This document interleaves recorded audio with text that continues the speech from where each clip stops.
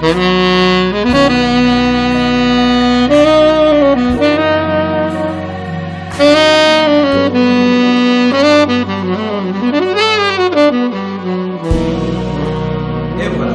bonjour encore.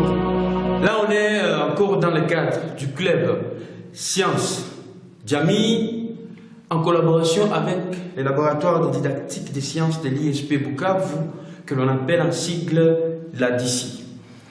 Cette vidéo vous est présentée par Monsieur Biaombe Daniel Raymond.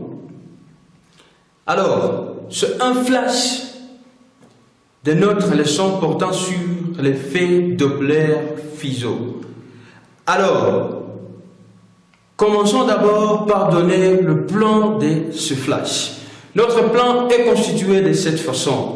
Au premier point, nous allons parler de la description. Au deuxième point, de la définition. Et au troisième point, des applications de l'effet Doppler-Fizeau. Alors, sans traîner, commençons d'abord par les deux premiers points initialement mélangés. Et là, on commence par la définition, la description. Alors, commençons par notre petit bonhomme que l'on appelle Deyol. Il est là, le petit bonhomme Deyol qui se déplace le long d'une route en quittant le point A en allant vers le point B. Alors, il y a un phénomène qui se passe quand M. Deyol se déplace le long d'une route et qu'une voiture passe. Regardez, écoutez. Encore. Et M. Deyol qui se dit, mais ça c'est quoi? C'est un son là désagréable à mon oreille, c'est quoi ça au juste? Et voilà, nous allons maintenant définir ce que l'effet Doppler. Ça veut dire quoi? La fréquence du son, ce son là désagréable là, est due à la variation de la fréquence. Alors quand la fréquence d'un son varie en fonction de la distance entre l'émetteur, qui est la voiture, et le récepteur, varie aussi en fonction de la vitesse de la voiture en rapport avec la vitesse du récepteur. Là, alors, on parle de l'effet Doppler.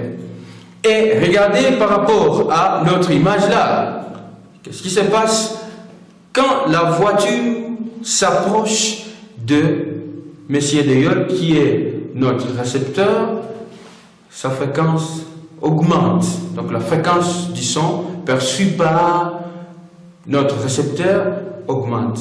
Et quand la voiture s'éloigne, la fréquence diminue.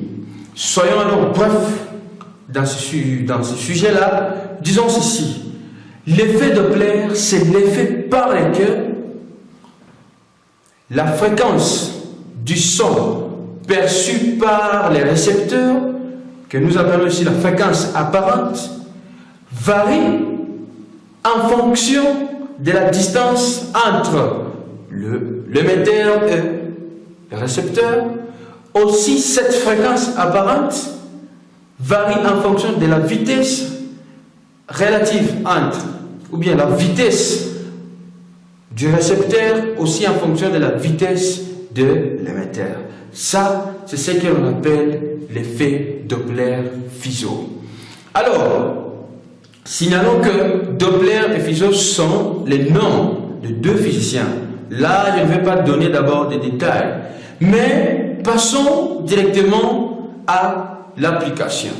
Et en passant à l'application, commençons par la première application, les cas des radars fixes. Essayez un peu de voir ce qui est dans la petite vidéo.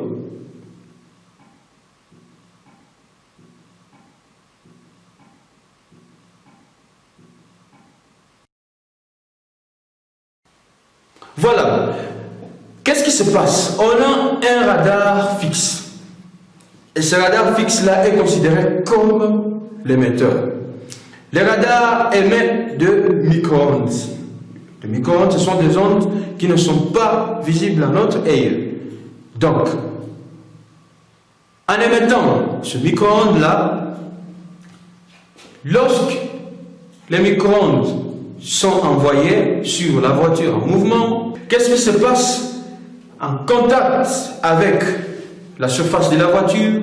Ces micro-ondes-là sont réfléchis. Étant réfléchis, notre récepteur notre radar joue encore le rôle de récepteur. Ça reçoit cette onde réfléchie. Alors, qu'est-ce qui se passe en connaissant la vitesse de l'onde incidente, en connaissant la variation de la fréquence, en connaissant aussi la fréquence de l'onde, on détermine facilement la vitesse de la voiture.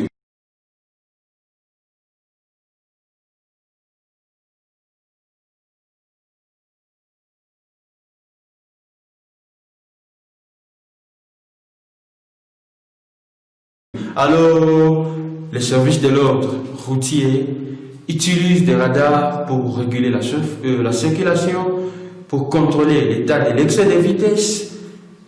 Voilà, il y a une dimension, une gamme d'applications assez vaste dans le cas des radars. Maintenant, nous allons passer à notre deuxième application.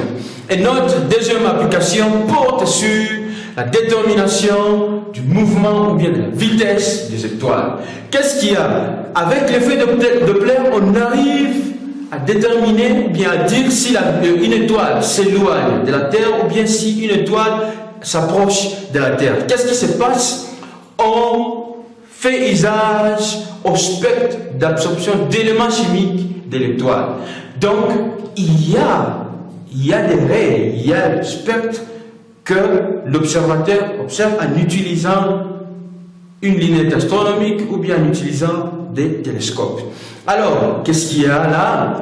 Si l'étoile s'éloigne de la Terre, son spectre d'absorption tend vers le rouge. Là, on parle des red shift. Et là, si on observe le spectre d'absorption de l'étoile qui tend vers le rouge, là, on dit que cette étoile ici s'éloigne de la Terre. Alors, si le spectre d'absorption de l'étoile tend vers le bleu, là on parle du blue shift, qu'est-ce qui se passe alors quand le spectre d'absorption de l'étoile observée tend vers le bleu? Là on dit que cette étoile s'approche de la Terre. Et si on arrive à détecter ou bien à savoir ce spectre d'absorption-là, on utilise toujours le spectre d'absorption de l'élément de référence, de notre étoile de référence, qui est le Soleil. Donc, on connaît les spectres d'absorption du Soleil, alors pour l'étoile étudiée, on ne fait que comparer. Voilà, nous allons passer à notre troisième application. Et la troisième application, c'est l'échographie. Regardons sur l'image l'appareil qui se présente.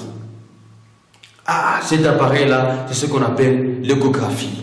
Alors, ça nous aide à faire des examens en médecine, oui, sur le foie, la rate, les reins, la prostate, des organes génitaux. Et actuellement, pour nos mamans enceintes, on fait toujours recours à l'échographie pour l'observation du fœtus. Alors, qu'est-ce qui se passe là? Alors, on utilise des ultrasons.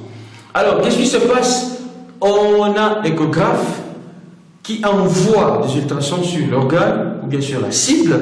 Alors, qu'est-ce qui se passe? La cible réfléchit ces ultrasons. Alors, l'échographe calcule les temps d'émission et les temps de réflexion, calcule aussi la différence de fréquence de l'onde émise et de l'onde réfléchie. Alors, grâce à ces éléments-là, l'échographe traduit ces grandeurs sous forme d'une image. C'est pour cette raison, chez les médecins, on voit des images. Maintenant, passons à la quatrième application. Et la quatrième application porte sur l'écho-Doppler-Fizeau. Alors, l'écho-Doppler-Fizeau, pourquoi est-ce qu'on spécifie alors dans ce cas? Parce que ça aide à faire des analyses de la vélocimétrie des érythrocytes. Ça veut dire quoi? On fait le calcul de la vitesse et de la direction des globules rouges.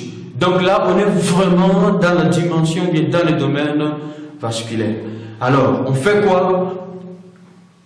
On envoie les ultrasons sur les veines ou bien sur la cible.